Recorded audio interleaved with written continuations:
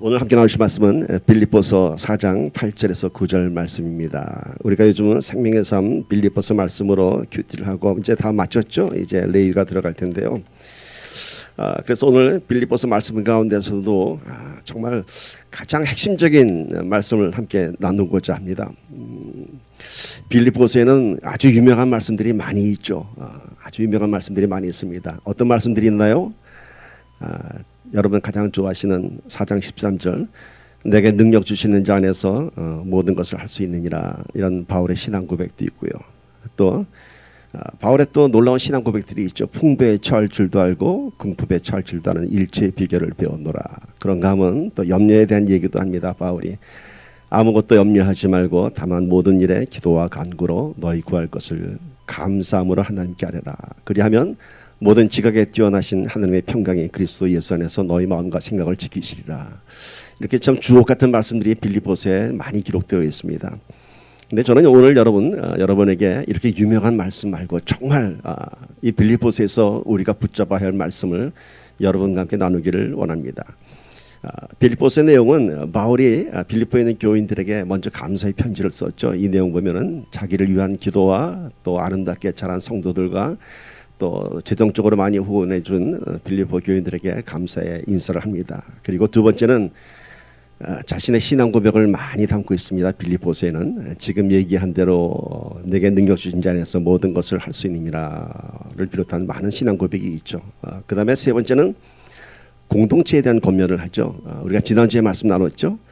주께서 기뻐하는 공동체. 그래서 지난주에 우리가 빌립보서 2장 1절 4절 말씀으로 공동체에 대한 권면의 말씀을 나눴습니다. 서로 권면하고 서로 위로하고 서로 교제하고 서로 긍휼과 자비를 베풀어라. 나보다 남을 더 낫게 여기고 주님을 더 먼저 배려하라. 이렇게 공동체에 대한 권면의 말씀을 들었습니다. 자, 오늘은 무슨 말씀일까요?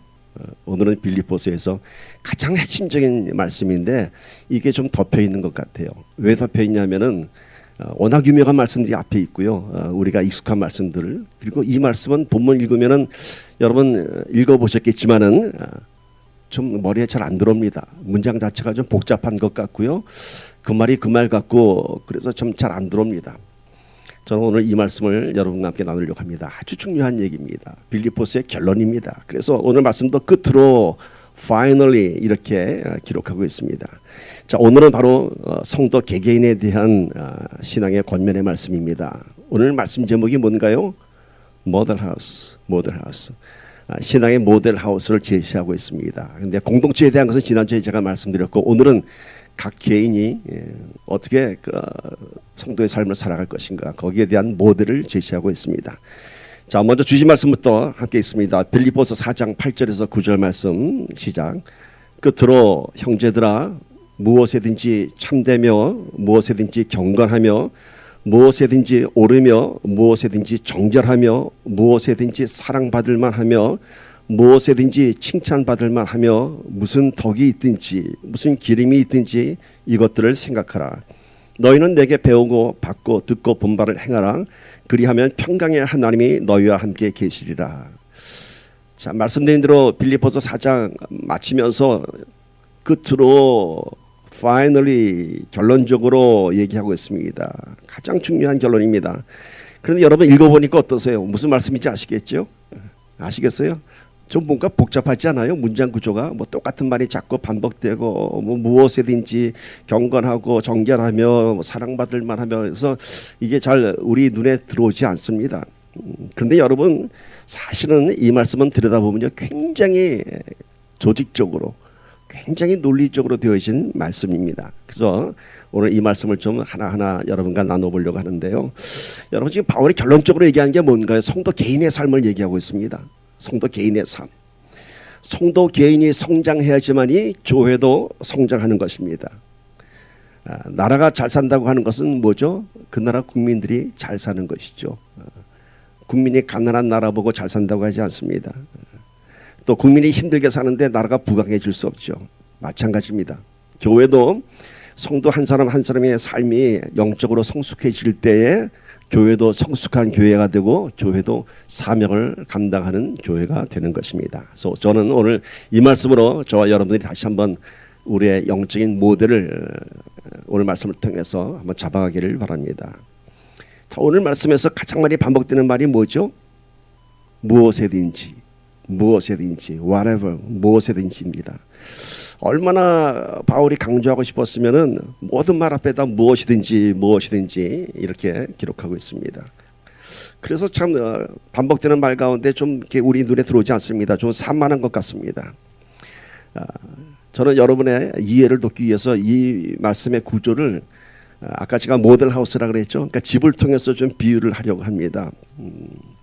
이 집의 구조는 이렇게 되어 있습니다. 이 집은 지하 1층, 지상 2층의 구조로 되어 있습니다. 제가 이제 설명을 드리겠습니다. 자, 이 집의 구조는 어떻게 되어 있다고요? 지하 베이스먼트 1층이 있고 위로 2층이 있습니다. 자, 이 집의 투어를 한번 시작해 봅시다. 자, 이 집의 투어는 어디서부터 시작하냐면 지하로부터 시작됩니다. 그래서 현관문을 들어가서 머릿속으로 그려보세요. 이 집의 모델을. 지하 1층에 내려가려고 하는데 계단 입구에 큰 간판이 있습니다. 지하로 내려가는데 그 간판에 뭐라고 써있냐면은 묵상의 방 이렇게 써 있습니다. 왜 묵상의 방이냐면요, 오늘 8절 말씀 뒤에 이렇게 되어 있어요. 이것들을 생각하라. 그 많은 것들을 쓰고 이것들을 생각하라. Think about such things 이렇게 되어 있어요. 그리고 무엇을 묵상할 것인지에 대한 안내가 각 방의 이름으로 안내가 되고 있습니다. 내 지하 1층에는 모두 4개의 방이 있습니다. 4개의 방마다 그 방의 이름이 있는데 그 방의 이름이 묵상해야 할 것들입니다. 자, 지하 1층에 4개의 방의 이름이 이렇습니다. 참되며 경건하며 오르며 정결하며. 좀 영어가 더 쉬울 것 같아서 영어로도 써봤습니다. True, honest, just, 아니면 right, 그리고 pure 이렇게 되어 있습니다. 일단 집의 구조부터 봅시다. 지하 1층은 이렇게 되어 있습니다. 묵상의 방이 4개 있습니다. 다시 올라옵시다. 1층으로. 1층으로 올라오면 1층에도 역시 큰 간판이 있습니다.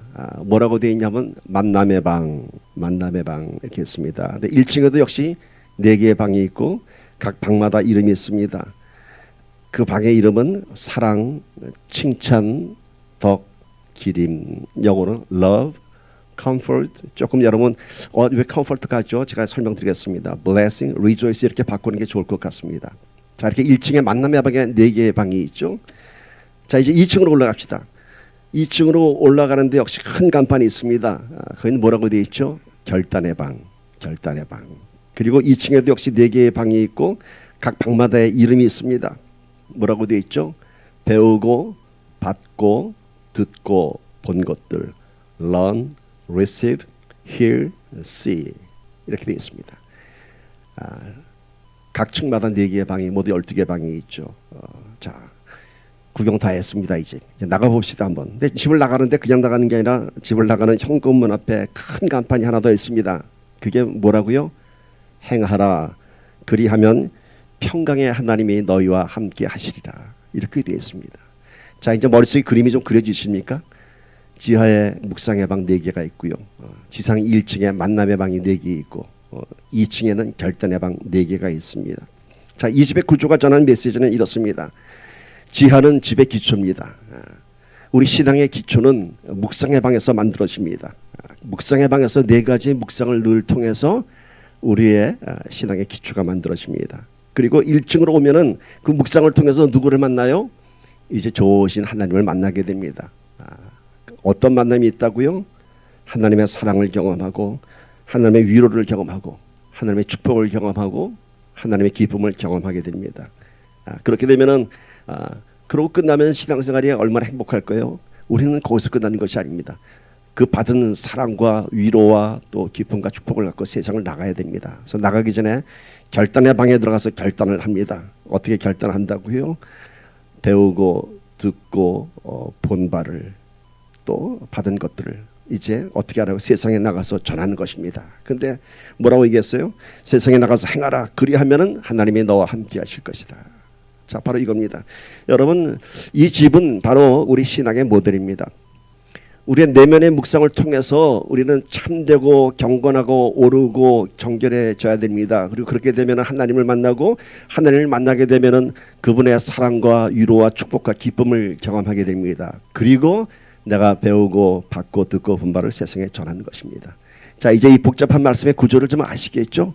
이렇게 적으면 아마 이 말씀 아마 내용을 거의 아마 다 이제 메모리 할 것 같습니다. 자, 오늘은 이 12개의 방에 대해서 다 얘기하지 않습니다. 이미 제가 많은 것들은 이미 다뤘고요. 그래서 오늘은 이 집의 기초가 되는 지하의 4가지 방의 의미를 좀 여러분과 함께 좀 나눠보려고 합니다.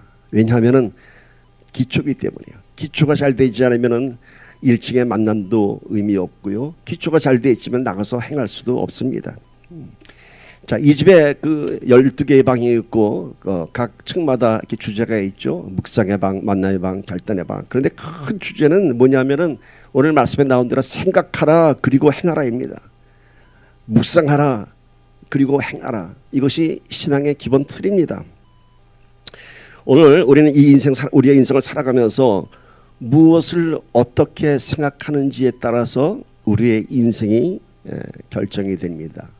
어떻게 생각하는가에 따라서.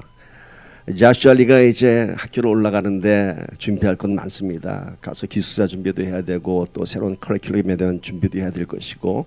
근데 뭘 먼저 생각했어요? 자슈아 리가 하나님께 나와 예배드리고 기도받아야겠다는 생각을 먼저 했습니다.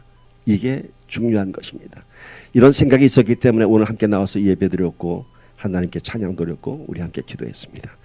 이런 생각이 우리의 인생을 결정하는 것입니다. 다 힘든 인생 살아가죠. 많은 사건들 경험하죠. 똑같은 사건과 환경 안에서 우리가 어떤 생각을 하느냐에 따라서 우리의 행동이 결정이 되고 그 결과가 우리 인생의 모습의 결과가 달라집니다. 오늘 말씀에 가장 반복되는 말이 뭐라 그랬죠? 아까 무엇이든지 즉 어떤 상황과 어떤 사건 속에서도 먼저 이것을 생각하라 이겁니다. 무엇이든지 너희가 어떤 일을 당하든지 어떤 환경에 처하든지 너희가 먼저 think about it. 묵상의 방에서 내게 생각했던 이것들을 생각하라고 합니다. 우리의 내면의 영성에서 나오는 이런 것들을 먼저 생각하면은 그러면은 우리가 먼저 하나님 만날 수 있습니다. 만남의 방에서 세상의 환경에 노출되기 이전에 지하 베이스먼트에서 우리가 묵상하고 올라오면은 하나님의 사랑과 위로와 권능을 경험하고요. 그렇게 되면 이제 우리가 어떻게 행동하고 어떻게 결정할 것인가에 대한 그 결정이 2층에서 나옵니다. 어떻게? 배우고 받고 듣고 본바를 행하는 것입니다.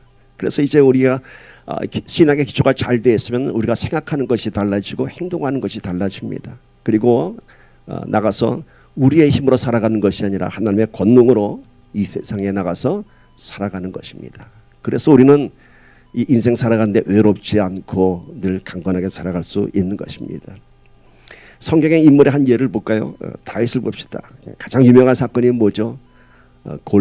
골리앗과의 그 유명한 1대1 싸움이었죠. 백주의 결투. 결과는 멋진 승리였죠. 그 어마어마한 골리앗을 쓰러뜨렸습니다. 근데 이 다윗이 골리앗을 대하는 생각이 다른 사람과 다릅니다. 다른 사람들은 골리앗을 봤을 때 다 두렵다고 했습니다. 다 죽을 거라고 했습니다. 저쪽 그만 다윗이 나가서 어떻게 싸우겠다고 해라고 했습니다. 그러니까 사람들이 생각한 것은 골리앗을 본 것입니다. 골리앗의 그 큰 책을 보면서 두려워했지만은 다윗은 전혀 두려워하지 않았습니다. 다윗은 누구를 봤을까요? 골리앗을 본 것이 아니라 하나님을 봤습니다. 무엇을 생각했을까요? 광야에서 나와 함께했던 하나님의 권능, 하나님의 인도하심을 보았던 것입니다. 다른 사람들은 골리앗의 큰 덩치를 보면서 두려워하는데 뭐 이건 제 생각인데 다윗은 그랬을 것 같아요. 이제 다윗이 뭘로 골리앗을 쓰러뜨렸죠? 물맷돌 3개로 던져서 맞췄잖아요. 그러니까 다윗이 속으로 비웃었을 것 같아. 야, 넌 등치가 하도 커서 내가 눈 감고 던져도 맞겠다. 다른 사람들이 두려워하였던 것을 다윗은 아주 우습게 볼 수 있었습니다. 다윗과 비교되는 사울왕이 있습니다. 사울왕이 블레셋과의 전쟁에서 아주 두려운 상황에 빠졌습니다. 다 포위됐습니다. 이제 하나님께 제사를 드려야 돼요. 그래야지 이제 이 이스라엘이 살아갈 수가 있습니다. 근데 돌아온다던 사무엘 제사장은 안 오고 있습니다. 사무엘 제사장이 내가 일주일에 온다 했는데 일주일이 다 돼가는데 제사장은 아직 오지 않고 백성들은 자꾸 도망가고 두렵습니다. 그러니까 사울왕이 어떻게 했죠? 자기가 제사를 드렸어요. 율법에 왕은 제사를 드릴 수 없습니다. 제사장만이 제사를 드릴 수 있습니다. 우리가 생각하기에는 이 사무엘의 태도가 이 사울의 태도가 굉장히 적극적인 것 같아요. 가만히 앉아있지 않고 우리 죽었구나 앉아있지 않고 뭐 우리가 제사 드려야지 하나님께 제사 드리는 건데 라는 생각. 그렇죠. 그러나 결국 이 일로 인해서 사울은 하나님께 버림받은 왕이 되고 말았습니다. 왜요? 제사장이 온다고 할 때까지 기다렸어야 했고요. 그리고 그 제사는 율법에 정해진 대로 제사장을 통해서 드려야 하는 것입니다. 그래서 유명한 말씀이 기록되어 있죠. 순종이 제사보다 낫다. 순종이 제사보다 낫다. 여러분, 다윗은 두려운 순간에 하나님을 생각했고 믿음으로 골리앗을 이겼습니다. 사울은 두려운 현실 속에서 하나님을 보지 않고 자신의 생각과 판단이 앞섰습니다. 믿음이라고 하는 것은 여러분 내 생각을 지키는 것입니다. 무슨 생각? 어떠한 사건과 환경 가운데서도 하나님은 나와 함께 하신다는 그 생각을 지키는 것이 믿음입니다. 어떠한 사건과 환경 속에서도 그 사건 속에서 두려워하지 말고 그 사건 속에서 내가 어떻게 해보려고 하지 말고 뭘 먼저 생각해요? 하나님이 나와 함께 하신다. 이 생각을 붙잡아야 합니다. 그것이 믿음입니다. 사울이 후회했죠. 왜? 제사를 드리고 났더니 사무엘 제사장이 왔어요. 조금만 더 생각을 지켰으면, 조금만 더 기다렸다면 한 후회가 있었죠. 사랑하는 여러분, 지금 힘드세요? 조금만 더 지키십시오. 조금만 더 그 믿음을 지키십시오. 언제까지? 하나님께서 일하실 때까지입니다. 그것이 믿음입니다. 그런데 왜 하나님은 우리를 기다리게 하냐고요? 그 일을 통해서 우리의 믿음이 강해지는 것입니다. 정말 견딜 수 없는 상황까지 가서도 하나님을 믿는 그 신앙의 힘을 붙잡았을 때 우리의 신앙의 힘이 더 강해지는 것입니다. 우리가 하고 아플 때마다 하나님이 도와주시면 언제 믿음 자라겠어요? 그렇죠? 우리가 사랑하는 아이들이 넘어져도 엄마가 금방 손 내밀지 않는 이유는 이제 일어나봐. 너 혼자 일어날 수 있잖아. 강하게 키우고자 하는 것입니다. 여러분, 강해질 때까지 하나님은 어쩌면 우리를 뒤에서 그냥 보고만 있을지 모릅니다. 그러나 두려워하지 마십시오. 믿음을 지키십시오. 생각을 지키십시오. 그래서 성경은 다시 한번 강조합니다. 골로새서 3장 2절 3절 보십시오. 위의 것을 생각하고 땅의 것을 생각하지 말라. 이는 너희가 죽었고 너희 생명이 그리스도와 함께 하나님 안에 감추어졌습니다. 뭘 생각하라고 해요? 위의 것을. 어디서? 지하 1층에서 내 깊은 내면에서 위의 것을 생각하는 거예요. 오늘 본문에 바울은 4가지의 묵상의 방을 만들었죠. 그 4가지를 생각하라는 것이에요. 땅의 것을 생각하지 말라는 거예요. 영성학자 유진 피터스는 메시지 성경에서 오늘 본문을 이렇게 번역하고 있습니다. 아주 쉽게 번역했죠. 메시지 성경은 물론 성경을 정석적으로 번역한 건 아니지만 우리에게 이해하는 데 많은 도움이 됩니다. 이렇게 되어 있습니다. 최악이 아니라 최선을 생각하라. 추한 것이 아니라 아름다운 것을 생각하라. 저주할 만한 일이 아니라 칭찬할 만한 일을 생각하십시오. 저는 이 번역이 참 좋습니다. 우리가 거룩한 것을 생각하라 이렇게 하면 마음이 부담이 됩니다. 왜 우리는 늘 거룩하게 살아야 되지? 그런데 오늘 이 번역은 그렇게 표현하지 않죠. 네가 생각하는 the worst, 최악의 것을 생각하지 말고 하나님께서 너와 함께할 그 최선의 것을 생각해봐. 네 삶 속에서 추한 것들 생각하지 말고 하나님이 너를 아름답게 한 그 아름다운 것을 생각해봐. 네가 분노 가운데 쌓이지 말고 오히려 용서를 한번 해봐. 이런 겁니다. 여러분, 세상의 헛된 것들 대신에 우리를 힘들게 하는 것들 대신에 하나님의 것을 묵상하는 것입니다. 우리의 신앙의 현실에서 세상은 자꾸만 우리의 마음과 생각을 뺏어갑니다. 세상으로 끌고 갑니다. 그러나 그때 여러분 세상에 끌려가지 말고 세상을 보지 말고 하나님을 묵상하십시오.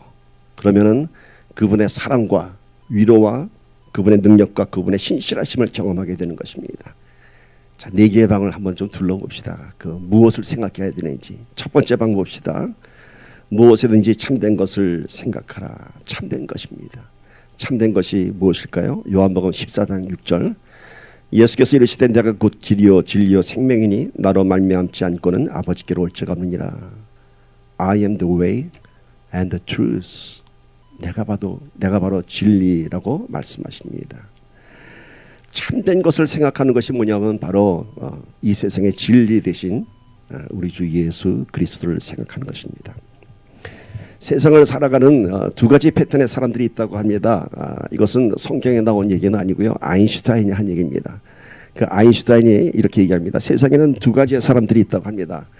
하나는 하나님 없다고 살아가는 사람이고 또 하나는 하나님을 믿고 살아가는 사람, 이렇게 두 가지의 사람이 있다고 합니다. 여러분, 우리는 지금 예수님 믿고 사는 인생을 살아가고 있습니다. 즉 하나님은 살아계시다라고 믿고 살아갑니다. 그런가 하면은 지금 바깥에서 사는 사람들은 하나님이 어디 있어? 이 좋은 썬데이에, 이 좋은 날씨에 왜 성경책 들고 교회 가야 돼? 왜 또 헌금은 해야 되고 뭐 가면 또 이렇게 고리타분하고 따분한 게 많아. 그래서 자기 인생을 엔조이하는 사람들이 있죠. 두 삶은 전혀 다른 상반된 삶입니다. 하나님 믿는 사람과 하나님 안 믿는 사람과. 만약 이런 가정을 한번 해볼까요? 우리가 이렇게 참 열심히 신앙생활 하는데 만약에 이 다음에 탁 우리가 저 세상 갔는데 하나님 없어. 하나님 없어. 그냥 됐어. 그 끝이에요. 그렇다면 이 세상에서 누가 가장 불쌍할까? 그죠? 얼마나 불쌍해요, 여러분들. 얼마나 불쌍해. 있지도 않은 하나님 믿는다고 나와서 뭐 기도하고 뭐 몸부림치고 헌금하고 뭐 같으니 없어. 더 불쌍한 사람 누굴까요? 목사는 더 불쌍하죠. 그냥 인생을 다 바쳐서 그냥 이러고 살고 있는데 없어? nothing이야? 얼마나 충격받을까. 그럼 또 한 번 가정해 봅시다. 만약 하나님이 있다면, 하나님 없다고 이 세상에서 맘 놓고 살다가 맘 놓고 내 인생 엔조이하고 가는데 탁 했는데 눈앞에 십자가가 있고 심판대가 있는 거예요. 그때에 이를 갈고 슬피 우는 사람이 있을 거라고 얘기했습니다. 여러분, 하나님이 살아계시죠. 그래서 오늘 우리만 신앙생활을 하는 거 아닙니다. 만약에 갔을 때 살아계신 하나님 앞에 있다면 저들이 얼마나 통탄을 할까. 훗날 주님 앞에 섰을 때 그들이 무슨 생각할까요? 다 헛거였구나. 내가 살아온 인생이 다 헛거였구나. 하나님 없는 줄 알았더니 하나님이 계시구나. 하나님 없는 줄 알고 내 인생 내 마음대로 살았는데 그게 아니었구나. 여러분, 무엇이든지 참되고라고 하는 이 말씀은 우리의 생각과 행동하는 삶의 기준이 바로 하나님의 살아계심을 믿는 자의 가치 기준이 되는 것입니다. 하나님 살아계시다고 믿는 것이 참되게 사는 것입니다. 그래서 이제 우리가 살아갈 때는 언제든지 하나님이 살아계신다는 그 전제하에 우리가 생각하고 결정하고 행동해야 하는 것입니다. 그래서 우리의 생각의 시작이 어디서부터 시작돼요? 하나님 때문에 라는 명분을 세워야 됩니다. 하나님 때문에, 하나님이 살아계시기 때문에 내가 오늘 기도하고, 하나님 살아계시기 때문에 내가 오늘 누군가를 사랑하고 누군가를 용서하고 누군가를 위해서 기도하는 것입니다. 하나님을 먼저 생각하면 참된 진리의 삶을 살아갈 수 있습니다. 세상을 보며 살던 인생에서, 헛되게 살던 인생에서 살아계신 하나님을 보면서 살아가는 값진 인생으로 전환될 것입니다. 영원한 인생의 길로 들어가는 것입니다. 우리 함께 그 진리를 붙잡기를 간절히 축복합니다. 그것도 또 생각하세요. 무엇이 진리인가? The true, 내가 진실하게 살아가는 것이 무엇인가? 그것이 바로 하나님 앞에 내 인생을 드리는 것입니다. 자, 두 번째 방법 봅시다. 무엇에든지 경건하며. 여러분, 이렇게 진실한 삶을 선택한 사람은, 하나님 살아계시다고 믿는 사람은 당연히 경건한 삶을 살아야 됩니다. 하나님 믿는다고 하면서 나가서 망나니처럼 살면은 그건 아니죠. 그건 아니죠. 우리 안에 은혜가 가득 차게 되면요, 우리는 저절로 경건하게 살아가게 됩니다. 경건은 우리 삶의 부담이 아니고 의무가 아니고요, 이 안에 하나님을 경험한 우리의 심령이 저절로 살아가는 모습입니다. 유진 피터스는 이렇게 얘기했죠. 아까처럼 천한 것을 생각하는 대신에 고상한 것을 생각하라, 이거예요. 무엇이든지 경건하며 세상에 천한 것들 생각하지 말고 고귀한 것을 생각하라. 성도는 신앙의 품위가 있어야 된다. 그런데 여러분, 이 아니스트란 단어를 보면서 좀 고개를 갸우뚱하지 않았나 싶으네요. 경건이란 단어는 파이어티란 단어입니다. 근데 왜 그렇게 안 쓰고 아니스트라고 썼을까? 킹제임스 버전에서 쓴 그 보수적인 번역입니다. 제가 한참 많이 묵상했습니다. 왜 아니스트일까? 물론 정직한 것이 경건한 삶 속에 포함되죠. 왜 경건이 아니스트일까? 제가 이 묵상을 하면서 깨달은 게 하나 있습니다. 이 지하 4개의 방에서 하는 묵상의 포인트는요, 그 대상이 누군지 아세요? 하나님입니다. 하나님. 세상 사람들에게 진실하고 세상 사람들에게 내 경건한 모습 보이고 그런 것이 아닙니다. 누구에게? 하나님 앞입니다. 그 대상이 하나님입니다. 그러니까 오늘 우리가 지하 1층 갔을 때는 믿는 사람들은 세상 사람들을 보면서 참되게 살아야 되고 경건하게 살아야 되고 옳게 살아야 되고 정결하게 살아야 되는구나 라고 생각하셨는지 모르겠지만 그 대상이 세상 사람들이 아니에요. 그 대상이 누구라고요? 하나님 앞에 참되게 살아야 되고요, 하나님 앞에 경건하게 살아야 되고 하나님 앞에 옳게 살아야 되고 하나님 앞에 정결해야 되는 것입니다.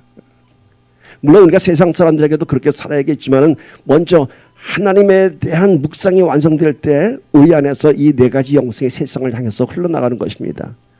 우리가 누구한테 뭘 주려면 내가 갖고 있는 게 있어야 주죠. 그렇죠? 갖고 있는 것도 없는데 뭐 준다면 사기꾼이죠. 그러니까 이 4가지의 영성이 우리가 채워지게 되면은 세상으로 흘러나가는 것입니다. 뭐가? 진실함이, 경건함이, 옳음이, 또 순결함이. 근데 이 아니스트에 대해서 제가 더 묵상해 봤어요. 하나님에 대한 정직함이구나. 하나님에 대한 정직함. 저는 여기서 다윗을 생각했습니다. 하나님의 마음에 합한 자가 다윗입니다. 하나님께서 그랬어요. 내 마음에 합한 자라고. 근데 다윗을 보니까 다윗은 정말로 아니스트였어요. 하나님 앞에. 어떻게 아니스트였어요? 다윗은 자기가 광야 가운데 힘든 곤란한 상황에 빠져 있을 때 자기의 상한 마음과 분노와 좌절에 대한 그 모든 감정을 하나님께 다 쏟아부었어요. 다 쏟아부었어요. 하나님, 저 적들이 지금 나를 이렇게 광야에 빠뜨렸습니다. 막 분노를 하나님께 다 터뜨렸습니다. 자기의 좌절, 언제까지 하나님 나를 이 광야에 두시렵니까? 막 원망 다 쏟아놨어요. 이게 아니스트예요, 여러분. 이게 경건한 거예요. 한번 제가 생각해 봤으면 나는 얼마나 하나님께 정직했는가. 나는 목사라고 해서 거룩한 기도만 하지 않았나. 제가 많이 생각했습니다. 그렇구나. 하나님이 원하시는 것은 우리의 가장 솔직한 고백인 것입니다. 아프면 아프다고 해. 힘들면 힘들다고 해. 그런데 속에 있는 쓴뿌리들을 감추면서 아무렇지도 않은 듯, 아무렇지도 않은 듯. 재미있는 조크가 하나 있죠. 미국에 유학 오는 학생이 영어를 열심히 공부해서 왔어요. 맨 처음에 배우는 게 뭐죠? How are you? 그러면 I'm fine, thank you. And you? 이거부터 배우죠. 막 이게 몸에 뱄어요. 어느 날 길 가다가 탁 넘어졌어요. 무릎에 피가 나고 넘어져 있는데 폴리스가 오더니 How are you? 그러니까 이 자매가 I'm fine, thank you. 이게 우리의 모습 아니에요? 하나님이 How are you? 물어보는데 I'm fine, Jesus. 우리의 신앙생활이 이렇지 않은 거예요, 여러분. 마치 아무렇지도 않은 듯. 세상에서 가장 무서운 병이 뭔지 아세요? 통증을 못 느끼는 병. 무슨 병이죠? 옛날에 이제 문둥병이라고 하는데 한센시병이죠.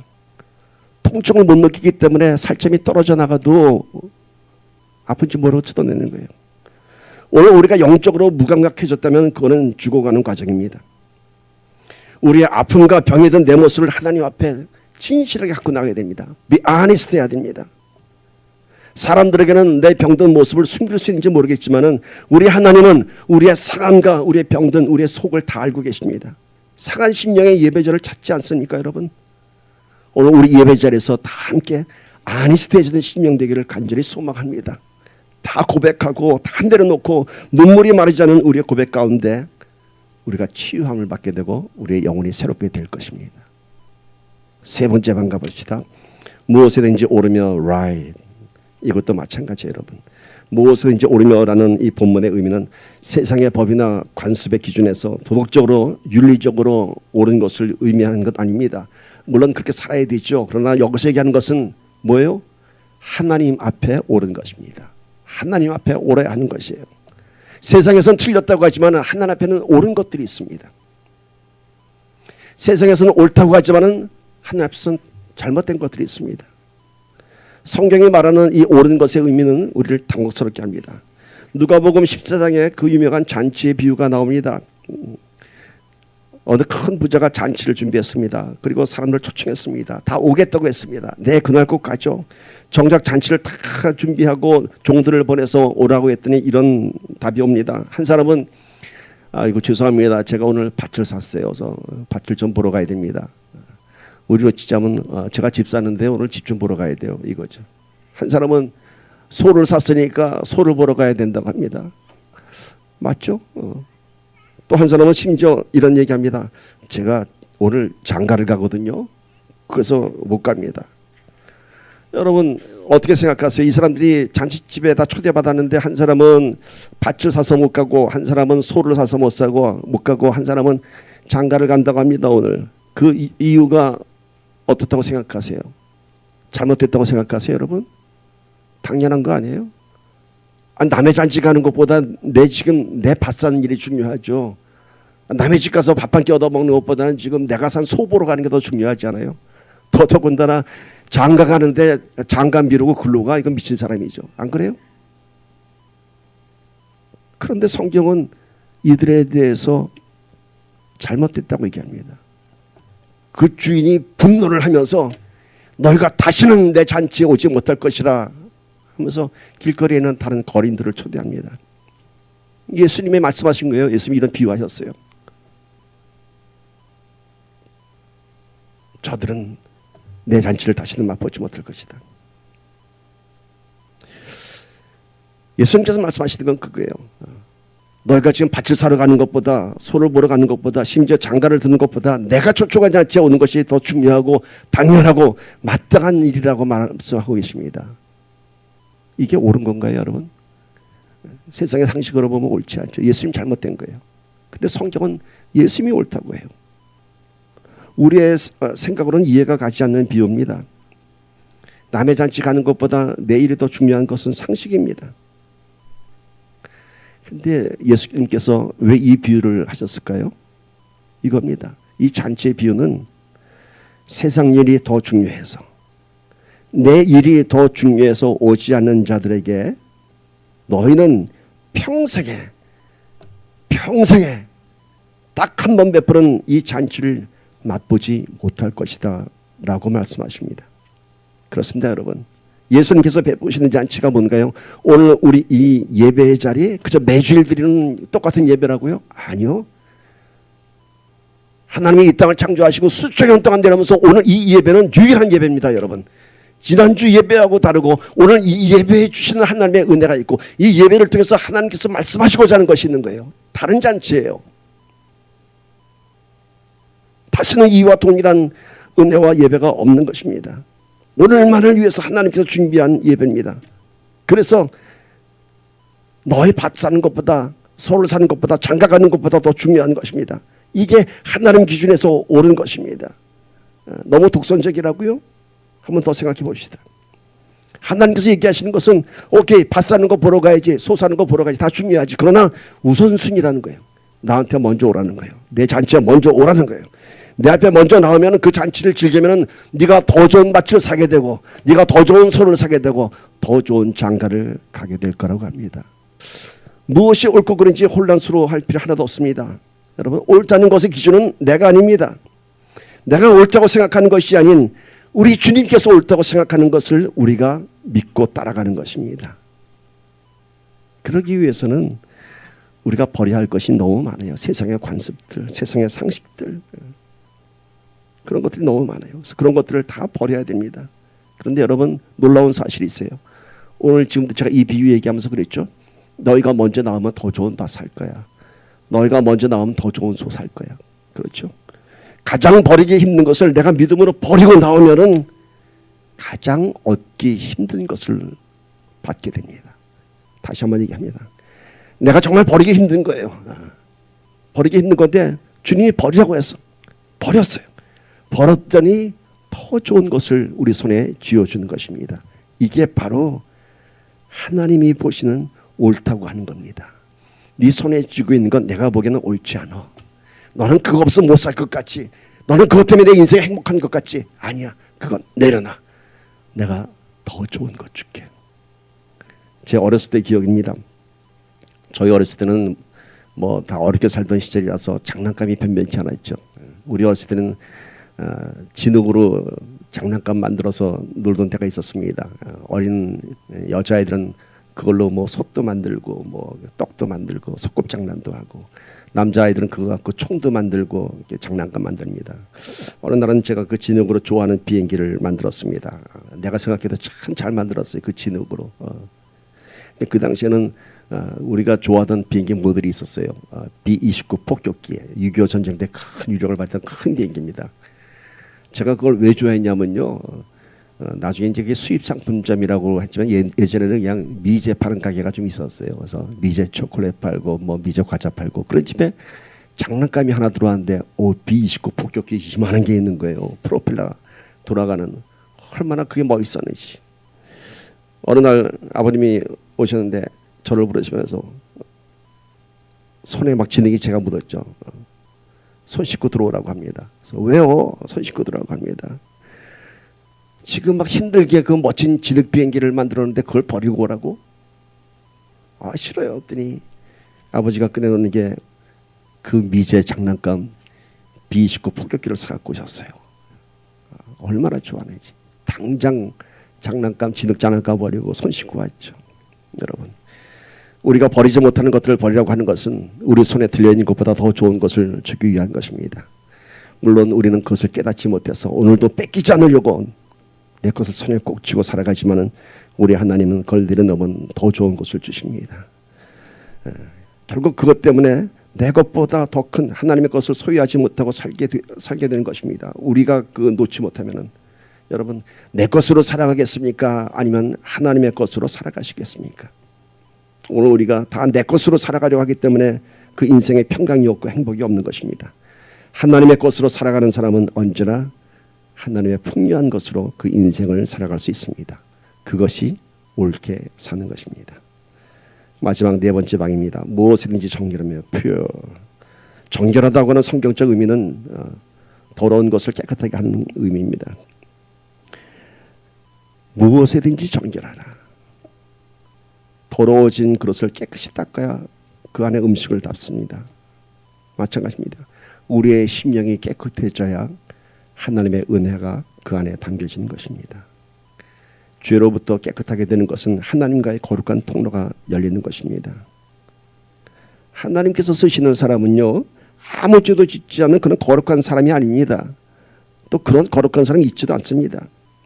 하나님께서 쓰시는 분은 회개하는 심령, 주님 앞에 나와서 다시 한번 정결해지기를 원하는 심령을 원하는 것입니다. 하나님이 다윗을 마음에 합한 사람이라고 했죠. 사울왕은 버렸어요. 그 사울왕이 다윗보다 지은 죄가 더 많아서 그랬을까요? 아니요. 다윗도 간음하고 다윗도 살인했고 무서운 죄를 많이 졌어요. 탐심도 품었고요. 다윗과 사울이 다른 것은 뭐냐면 다윗은 즉시 회개하였고 사울은 자기의 죄를 인정하지 않았습니다.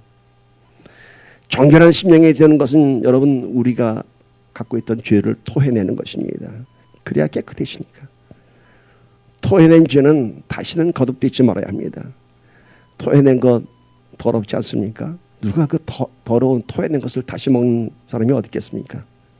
회개는 반성이 아니라 죄를 싫어하고 더럽게 여기는 것입니다. 이렇게 회개를 통해서 우리는 깨끗한 심령을 이루어가는 것입니다.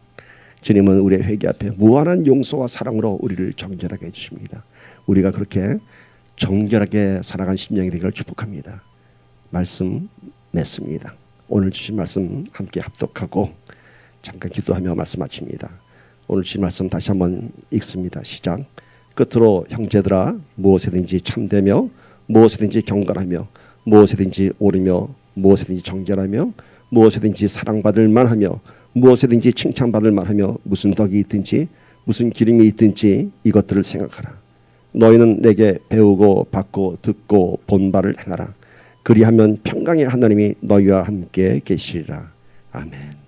우리 함께 기도합니다. 오늘은 우리 지하에 있는 4개 묵상의 방을 우리가 깊이 나눠봤습니다.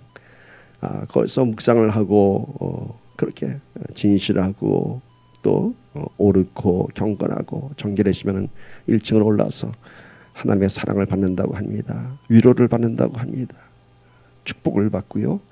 그리고 하나님의 기쁨이 된다고 합니다. 우리가 그런 하나님의 사랑 안에서 세상을 나가는 믿음의 성도 되기를 간절히 소망합니다. 함께 기도합시다. 오늘의 말씀 제목이 모델하우스입니다. 모델하우스 잘 봤습니다. 나갈 때 이렇게 써 있어요. 너희는 내게 배우고 받고 듣고 본 바를 행하라. 그리하면 평강의 하나님이 너희와 함께 계시리라. 생각하고 행동하라. 오늘 다시 한번 우리 안에 신앙이 다시 한번 세워지기를 간절히 소망합니다. 생각하고 행동하라. 새로운 모델하우스 안에서 주님을 기쁘게 하는 우리가 되기를 소망합니다. 함께 기도합시다.